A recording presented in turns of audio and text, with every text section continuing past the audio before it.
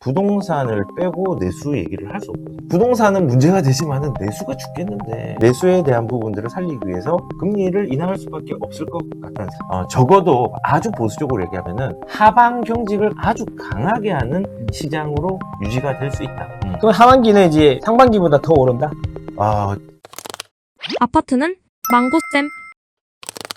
정치랑 부동산이랑 이게 연결이 되어 있지 않습니까? 그렇죠. 그 조기 대선이 열리고 이제 공약들도 슬슬 나오기 시작하는데 사실 부동산 공약을 디테일하게 이렇게 하진 않은 것 같아요. 조심스러운 것 같은 느낌이 네. 상당히 네. 많은데 어쨌든 이제 대통령은 바뀌는 거 아닙니까? 탄핵이 네, 됐으니까. 네. 대선 결과에 따라서 부동산 시장에 영향을 줄 수 있는 부분 어차피 지금 민주당 쪽이 우세하다고 보니까 민주당 쪽에서 대통령이 나왔다. 그러면 이제 좀 미리 알고 대처해야 될 부분도 있을 수 있지 않습니까? 근데 저는 이제 솔직히 이 민주당이 되면은 투자자들은 이런 생각을 좀 해야 될 것 같아요. 제가 예전에 문재인 정부 때 집을 안 팔았거든요, 하나도. 왜 안 팔았냐? 세금을 다 막았잖아요. 2020년 12월부터는 취득세를 막기 시작하면서부터 살 수조차 없겠는데 나가려고 하니까는 82.5% 최대 세율을 매기니까 버틴 거예요. 사지도 못하고 팔지도 못하고. 나중에는 결국은 근데 문재인 정부 때 샀어요, 저는 집을. 근데 샀지만은 이제 나중에 못 판 거지. 그치. 근데 오히려 그게 고마웠지. 그치. 왜냐면 세금 때문에 일단은 종부세는 많이 냈지만 그쵸. 그래도 버티니까는 2017년도, 18년도, 19년도에 사놨던 게 풍성하게 또 지금 떨어졌지만은 떨어진 게 아니에요. 그쵸. 아니 뭐 10억 오르고 뭐 3억 빠지면 많이 빠지긴 했지만 그래도 네. 우리가 뭐 최고점으로 수익을 낼 수는 없는 거니까. 그러니까요. 네, 그냥 뭐 어깨나 허리나 뭐 이렇게 있으면은 감사하다라고 저는 생각하거든요. 제가 이 얘기를 하는 그가 오면 이제. 네, 그가 오면은 저는 인플레이션이 올 거라고 생각해요. 왜냐하면은 기조 자체가 돈을 푸는 정책이라서 그래요. 그리고 돈을 풀고 공공주도라는 단어가 있거든요. 공공에서 공공임대를 늘리겠다. 공공주택을 늘리겠다.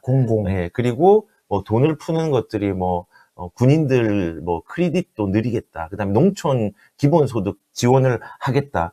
뭐 이제 아동 뭐 지원을 하겠다. 이런 모든 것들이 싹 다 돈을 푸는 정책이거든요. 근데 이제 생각을 해보시면 이제 그렇게 하려면은 둘 중에 하나를 해야 돼요. 세금을 걷거나 세금으로 모자랄 거잖아요. 모자라겠죠. 그러면 국채를 발행하거나 국채를 발행. 두 가지를 분명히 할 겁니다. 근데 이재명 후보 같은 경우는 그냥 세금 그대로 놔두겠다라고 하지만은 그 세금을 놔두는 것 자체가 세금 많이 거두는 거거든요. 예를 들어서 양도세 유예가 있는데 내년 5월 9일 되면 양도세 유예가 없어질 거예요. 그러면 이제 중과 세금도 생길 거고, 그 다음에 공정시장 가입 비율이라고 종부세에 그걸 대통령이 왔다 갔다 할 수 있는 게 지금 60%라서 우리가 종부세를 작게 낸 거거든요. 근데 그거를 또 올려버리면은 이제는 세금에 문제가 생기는데 그래도 돈이 모자랄 거예요. 모자라겠죠. 그러면은 이제 왜냐면 공공임대 이쁘게 지어야 되고, 서울에서는 그냥 공사 원가가 1000, 이렇게 지금 많게는 1200도 가는데 500으로 한다고 하면은 그런데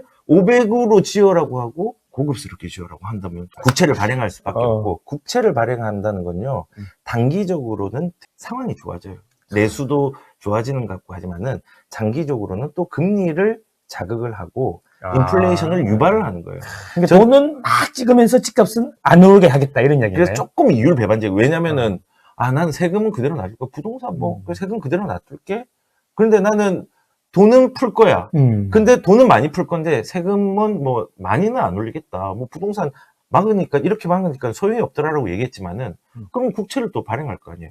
결국은 발행하면은 이제 결과물은 인플레이션으로 일어날 수 있는, 원래는 속도라는 게 있는데 인플레이션이라는 게 통화량의 팽창이 상수잖아요. 근데 지금 김 후보 같은 경우는 감세 정책을 펼쳐요. 예를 들어서 주택으로만 따지면은 김 후보 같은 경우는 분양가를 낮추겠다라는 걸 해요. 분양가를. 예, 어떻게 낮추느냐? 용적률과 건폐율을 올려서 사업성을 확보시킨 다음에 사업을 좋게 해서 분양가를 뭐 옛날처럼 낮추지 않겠지만은 올라가는 속도 자체는 조금은 내릴 수 있도록 노력하겠다라는 기조인 것 같고요. 이 후보 같은 경우는 공공주택을 짓겠다. 근데 이제 지금 중요한 공공이요? 공공은 LH를 대동해서 해야 하는데 LH의 적자가 좀 심하거든요. 근데 지금 LH에서 임대주택을 짓는 게 되게 큰데 그걸로 적자를 보고 있는데 이재명 후보가 되면은 LH에 의존을 많이 해야 되니까 돈 투여가 훨씬 더 많이 되겠죠. 적자 폭이 좀 커질 거예요.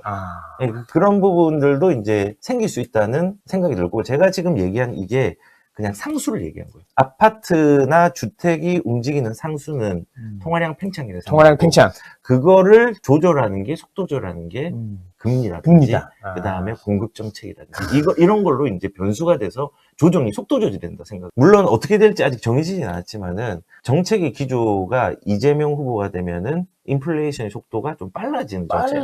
그리고 김문수 정부가 들어온다고 하면은 그 정부에서는 이제 인플레이션을 빨리 하는 것보다 그냥 정상적으로 가던 길을 그냥 가게 하는 정책이라고 생각을 하면 되고 만약에 이재명 후보가 된다고 하면은 잘 버티세요. 잘 버티세요. 예.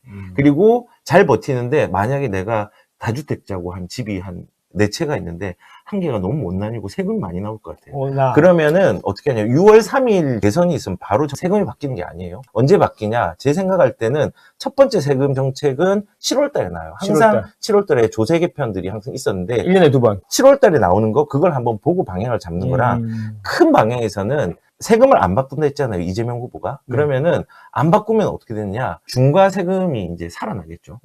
유예를 시켰던 거, 그거를 없애버리면은 그게 없어지는 시기가 2026년 5월 9일입니다. 그게 없어지고, 아니, 그대로 놔둬. 라고 한다고 하면은 그 리스크가 있으니까는 올해나 내년 초까지는 못난이 한 개를 팔아서 현금 여력이 없고 세금 대응이 안 되면은 그거 팔아가지고 세금 대응을 하는 게 맞다. 오케이. 그런데 내가 버틸 수 있어. 나 돈 100억이 있고 집 10채가 있어. 나 버틸 수 있어. 그러면은 그냥 그 5년을 건너간다. 인플레이션을 건너간다. 이렇게 생각하시면 될 것 같아요. 인플레이션은 빠르게 일어날 거다. 하지만 가격은 또 오를 거니까 세금이 올라가는 세금을 감당이 된다 그러면 버티면 된다. 인생은 길고 정권은 짧다. 이런 이야기군요. 아파트는 망고쌤.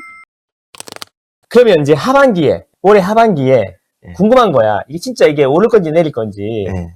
뭐가 올해 하반기 집값에 가장 영향을 줄 것 같냐? 저는 개인적으로 아까 전에 변수 얘기를 했잖아요. 상수는 화폐적 현상으로 일어난 통화량의 팽창인데 그 속도 조절을 하는 게 있다고 했잖아요. 네네, 속도 조절. 그게 저는 금리와 공급이라고 생각합니다. 우선은 금리에 대해서는 연준에서는 지금 동결을 여러 번 해가지고 그대로 유지가 되고 있지만은 하반기에는 그래도 금리를 인하를 할 가능성이 있다라고 보도되고 있어요. 연준에서 우선. 네. 사실은 이 금리가 떨어진다는 유동성을 팽창하는 건데 네네. 5월 29일 날 일단은 금통위가 열리잖아요. 네. 근데 분위기가 좀 바뀐 게 옛날에 불과 3개월 전만 하더라도 금통위의 위원이 그 창룡이 형 빼고는 드래곤 빼고는 6명 중에서 2사람 빼고는 지금 금리 아직 내리면 안 된다 라고 얘기를 했는데 지금은 거기에 창룡이 형 빼고는 모든 사람이 금통위에서는 금리를 내리는 거에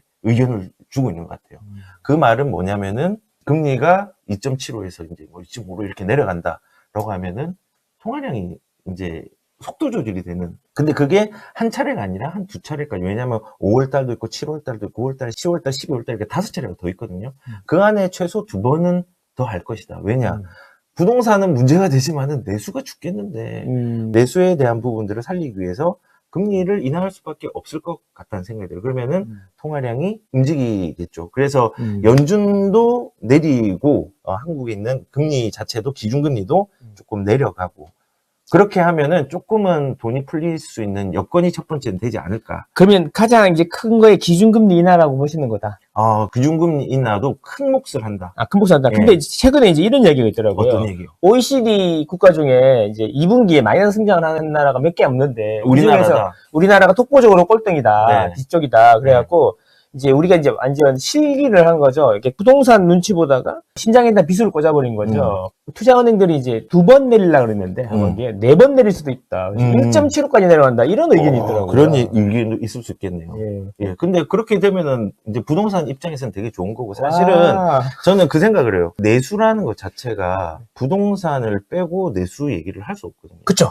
근데 사람들은 부동산하고 그냥 전체 내수를 별개로 생각해서 내수는 살리고 부동산 죽이려고요. 그건 너무 이율배반적이잖아요. 내수에서 차지하는 비중이 부동산이 크죠. 되게 크죠. 그래서 내수를 살리려면요, 부동산 거래를 활성화시켜야 돼요. 지방이라든지 이런 지역들도 살리려고 노력을 많이 할 거고, 건설업이 살아야 되거든요. 지방의 중소기업들에 해당되는 건설업도 되게 많이 죽었잖아요. 네, 네. 그래서 이제 그런 부분들을 살리려면요, 네. 그 사람들이 뭐 먹고 삽니까? 분양을 해서 거래가 돼야 되잖아요. 그런 거를 좀 살리려는 정부의 노력들도 좀 필요하고, 내수 얘기를 해서 그런데, 제가 금리가 이제 4번 내려갈 거다, 올라갈 건 모르는데, 확실히 내수를 살리는 거는, 네. 뭐 금리든 건설 경기든 뭐든 이용해가지고, 네. 그 방향으로, 정부에서 끌고 갈 것 같아요. 특히 지방 같은 경우는 누가 되든 간에, 소외된 지역에 대해서 네. 끌고 간과 동시에, 금리에 대한 부분도 너무 우리가 질질 끌었잖아요. 네. 계속. 그거를 이제, 내리는 부분들이 있잖아요. 근데 1.75 그거는 제가 잘 모르겠지만은 네. 그 정도까지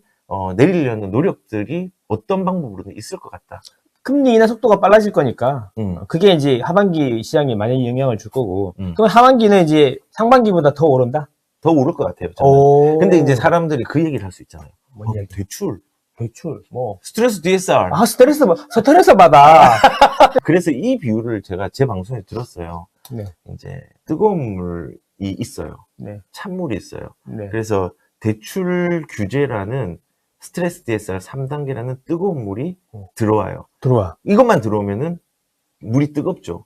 근데 금리 인하라는 차가운 물이 들어와. 상쇄가 된다. 상쇄가 되죠. 그래서 미지근한 물이 돼요. 그래서 원래는 스트레스 DSR이 저는 심리도 조금은 움직인다 생각하고 물리적으로 움직인다 생각하는데 이 물리적인 것들을 보완 장치가 금리 인하로 작동을 할 것이다. 라는 게 이제 저는 첫 번째 또 생각이고, 우리가 이제 1차, 2차, 3차잖아요. 네, 2024년도 2월 26일 날 스트레스 DSR 1차를 했을 때, 그때 우리 올랐어요. 상승장이었어요. 올랐죠. 그리고 2단계 할 때는 내렸어요. 그때는 왜 내렸냐?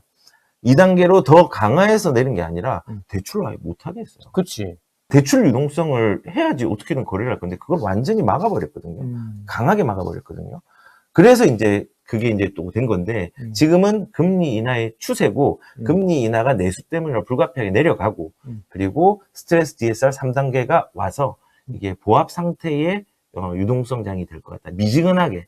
원래는 더 이제 될 수 있는 부분들이 조금 미지근하게 되겠지만, 이게 뜨거운 물이 많을까, 찬물이 많을까 따진다고 하면은, 저는 이 DSR 막는 게 아예 그냥 대출 자체를 막지 않는다면, 그래도 이제 그게 유지가 될 수 있을 것 같다. 지금 금리만 얘기했는데, 네네. 공급도 얘기를 해야 될 것 같아요. 공급량이 없다면은, 가격들은 수요 공급의 불균형으로 인해서 올라갈 거고, 그러겠죠. 공급량이 엄청 많은, 방금 광명처럼 많으면은, 가격들이 조금 떨어질 거고. 그래서 우리가 그런 거를 좀 경험을 해봤잖아요. 제가 재밌는 얘기를 한 개 해드릴게요. 올 초에, 부동산 가격이 제일 많이 올랐던 지역이 어딜까요? 올 초에요? 네, 올 초에. 힌트 드릴게요. 과천? 서울이 아닙니다. 과천? 서울 아닙니다. 경기도도 아닙니다.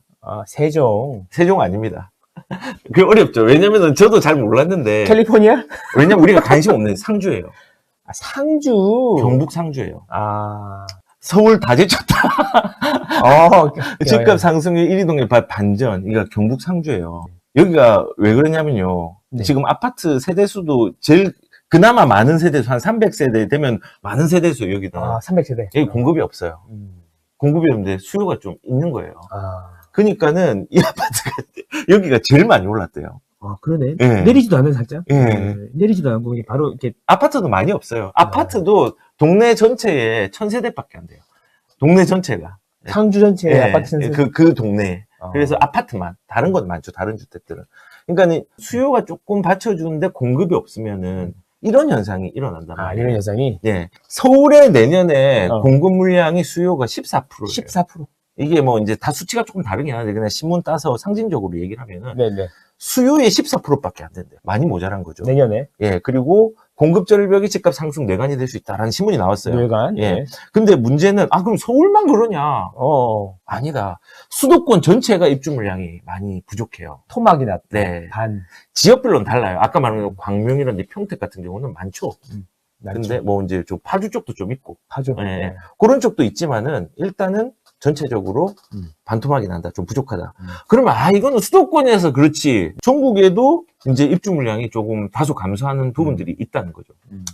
그래서 결론적으로는 공급 물량의 결과물이 있는 곳으로 우리의 시간은 흘러가고 있다. 흘러가고 있다. 예. 속도 조절을 하는 금리와 속도 조절을 하는 공급이 그 두 개가 결합을 해서 인플레이션의 속도를 가속화시킬 거다.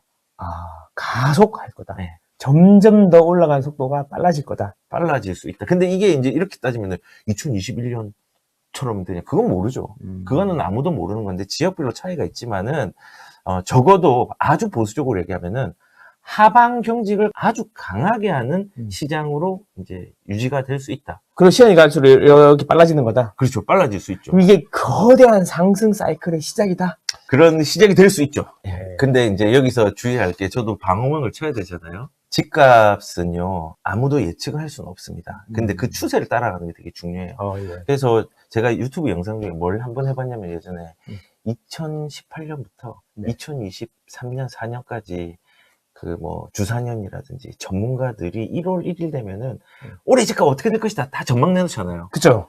그거를 1년 단위로 다 끊어서 비교를 해줬어요. 아무도 안 맞아요. 아무도 안 맞아. 네. 맞는 사람이 몇 명 없어요. 우리가 집값을 맞추려고 하면 돈을 벌기가 어렵고요. 그런 추세가 있기 때문에 우리가 미리 준비하자예요. 그리고 그런 상황이 왔으면 우리가 대응하자. 요렇게 이제 태도를 가지고 시장에 참여하는 게 좋겠다라는 말씀을 드립니다.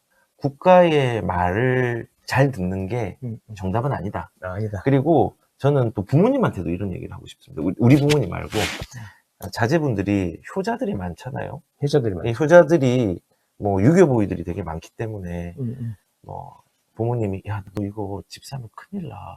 빚내서 사는 거야 위험해 라고 얘기하는 부모님 있는데 가끔씩은 자산을 경험하지 않고 자산을 늘려보지 못한 부모님의 말은요 너무 죄송하지만은 그거를 존중은 하되 내가 새로운 의견으로 개척을 해가지고 말 안 듣는 것도 저는 대안이 될 수 있다고 생각합니다. 무조건 말 잘 듣는 게 좋은 게 아니에요.